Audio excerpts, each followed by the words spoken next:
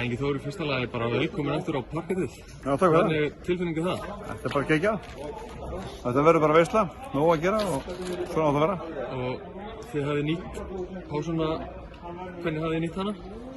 Við erum búin að æfa mjög vel, nema bara þegar það mátt ekki, en annars hefur við bara æft mjög vel og menn hafa verið mjög einbeittir í að koma sér í það að geta að spila með stuttum fyrir ára.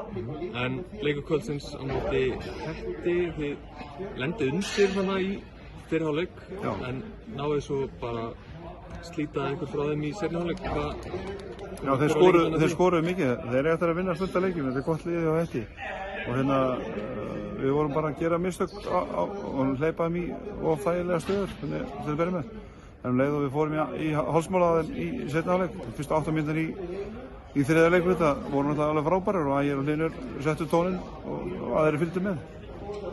Náttúrulega gríðarlegt álag framöndan, en þið náðu það ótrúlega vel. Við erum tilbúin í það, menn eru búin að æfa fyrir þetta og þetta er bara skemmtilegt.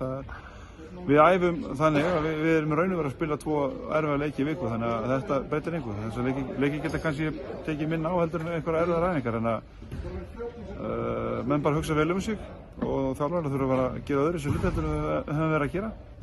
En þetta verður geggjað. Ekki spurning.